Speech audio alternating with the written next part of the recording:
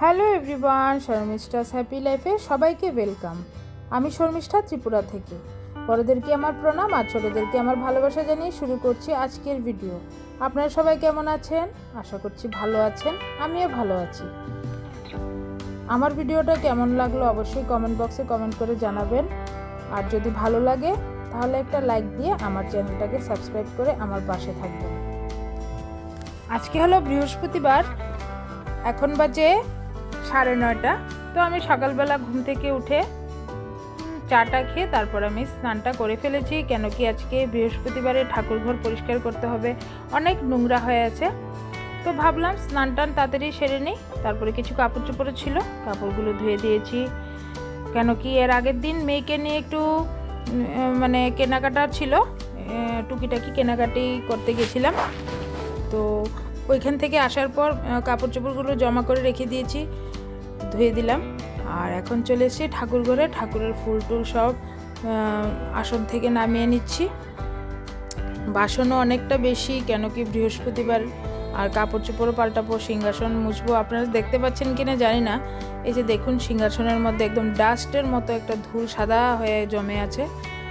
আর অনেক দিন হয়েছে সিংহাসনটা পরিষ্কারও করা হয়নি।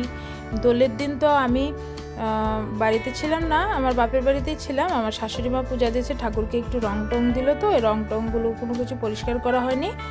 আর এখান দিয়ে আমাদের 2003-এর লক্ষ্মী পুজোর যে লক্ষ্মীটা, এই লক্ষ্মীটার ধানের ছড়াগুলো হাতে থেকে পড়ে গেছে। আর দেখতে পাচ্ছেন আমি প্লাস্টিক দিয়ে রাখি ধুলবালির জন্য, লক্ষ্মীটা যাতে সুন্দর থাকে। এই লক্ষ্মীটাই আমি সিংহাসনের পাশে রেখেছি। আর এই যে দেখতে পাচ্ছেন আপনারা, একদম দেখুন সাদা সাদা হয়ে আছে। সবগুলো সিংহাসন থেকে আগে কাপড়গুলো নামিয়ে নেব, তারপর সিংহাসনটা মুছবো। আর মুছে তারপরে অনেক দেরি হবে, মানে কি বলবো। আর বৃহস্পতিবারের পুজো, সব কিছু আমি তাড়াতাড়ি করতে পারলেও পুজোটা অনেকটা দেরি হয়ে যায়, কেন কি পুজো দিতে গেলে আমি আস্তে ধীরে দেই। পুজো আমি তাড়াহুড়োর মধ্যে দিতেই পারি না একদম। আর মেয়ের যেহেতু স্কুল নাই, আমারও এত চাপ নেই যে মেয়েকে ওর মানে আমার শাশুড়ি মাই ওকে সকালের ব্রেকফাস্ট টেকফাস্ট সব কিছু করে দিয়েছে। আমি আর রান্নাঘরে ঢুকিনি, আমি ঠাকুরের মানে ঘরেই ছিলাম অনেকটা টাইম।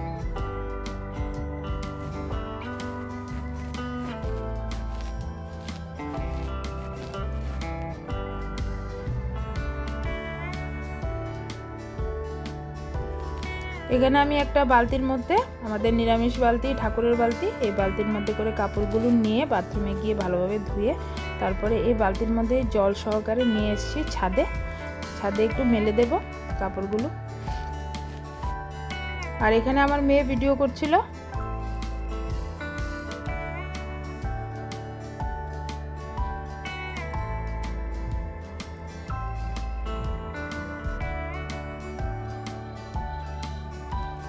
হাওয়া অনেকটা ছিল, যেরকম হাওয়া ছিল এরকম রৌদ্রের তাপও ছিল।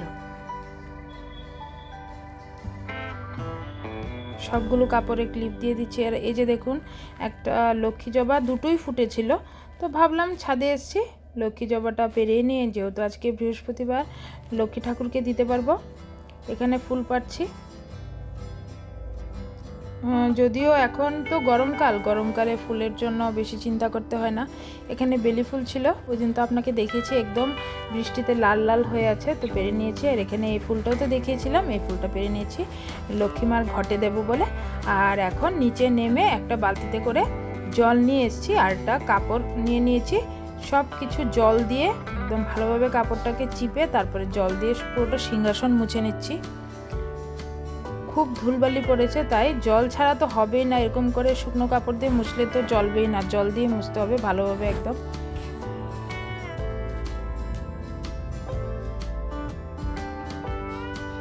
একটা সিংহাসন প্রথম মুছলাম, তারপরে আরেকটা সিংহাসন মুছেছি, তাই একটু দেরি হয়ে গেছিল।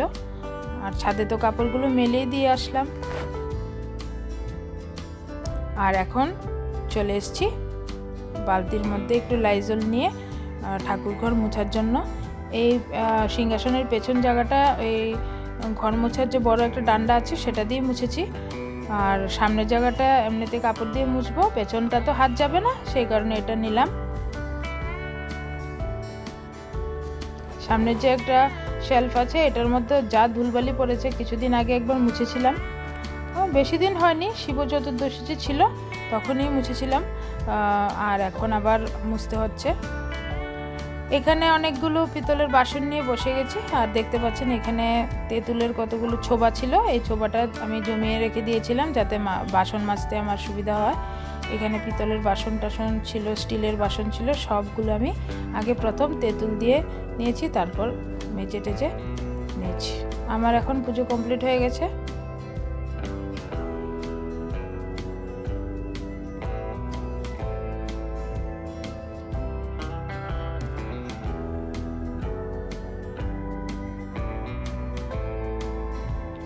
আমার পুজো কমপ্লিট হতে হতে 1:30 বেজে গেছিলো, অনেকটা টাইম লেগেছিলো। তারপর চলে আসলাম রান্নাঘরে, আর ওই দিন আমার শাশুড়ি চিকেন এনেছিল, আর চিকেন তো রান্না করবেই, সঙ্গে করবো একটু চাল কুমড়োর চচ্চড়ির মতো সর্ষে বাটা দিয়ে।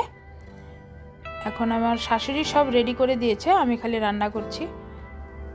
এখানে আমি চাল কুমড়োটা করে নিচ্ছি। প্রথম চাল কুমড়োটাকে ভালোভাবে লাল লাল করে একটু ভেজে নিয়েছিলাম নুন আর হলুদ দিয়ে, তারপর একটু সর্ষে, পেঁয়াজ আর রসুন, কাঁচা লঙ্কা বাটা দিয়ে একটু